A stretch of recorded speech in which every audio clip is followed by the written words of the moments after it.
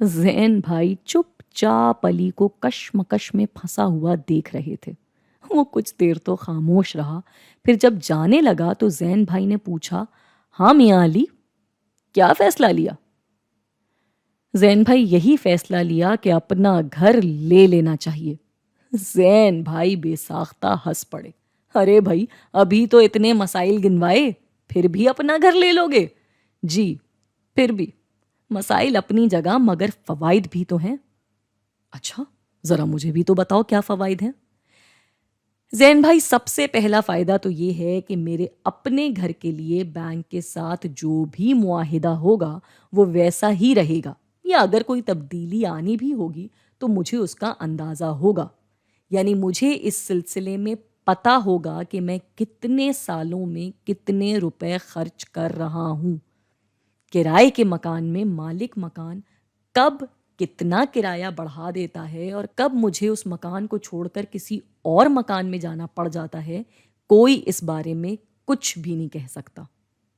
دوسرا، میرا اپنا گھر میرا اثاثہ ہوگا۔ ایسا بھی تو ہو سکتا ہے کہ بینک کی قسطیں چلتے ہوئے بھی میں اس کو کرائے پہ دے دوں۔ ارے تو خود کہاں رہو گے؟ زین بھائی حیرت میں پڑ گئے۔ ارے وہ ہو سکتا ہے اس سے کسی سستے علاقے میں رہ کر گزارا کر لوں، مگر مکان سے تو روپیہ آئے گا نا۔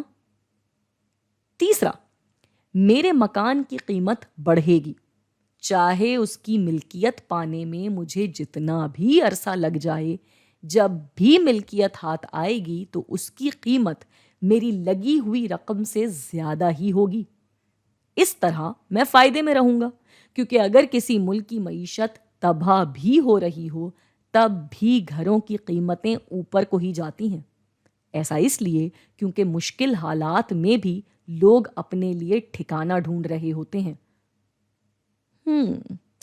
بات تو تم نے زبردست کی ہے، نتیجہ بھی بالکل صحیح نکالا ہے۔ واقعی انسان کو ہمیشہ اپنا گھر لینے کے لیے کوشش کرنی چاہیے، لیکن ہاں، بس یہاں پہ ایک تصور ٹھیک کر لو۔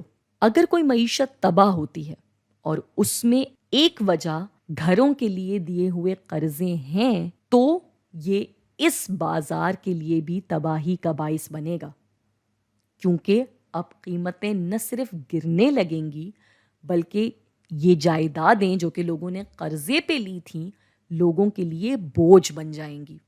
لوگ چاہتے ہوں گے کہ وہ کسی بہتر جگہ پہ اپنی زندگی گزار سکیں، مگر وہ نہیں جا سکتے کیونکہ ان کے اوپر ایک بہت مہنگی جائیداد کی ذمہ داری ہے۔ اچھا، ایسا کیسے؟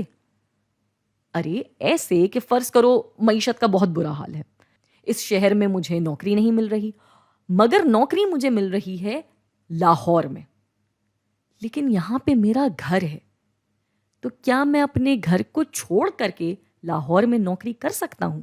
چھوڑ کے جاؤں گا تو پیچھے سے قبضہ ہو جائے گا۔ اس لیے کبھی کبھی اپنی جائیداد لوگوں کے لیے بوجھ بن جاتی ہے، لیکن ہاں، ابھی چونکہ معیشت خدا نہ خواستہ ایسے کسی مسئلے سے دو چار نہیں، تو بہتر یہی ہے کہ تم اپنا گھر خریدو۔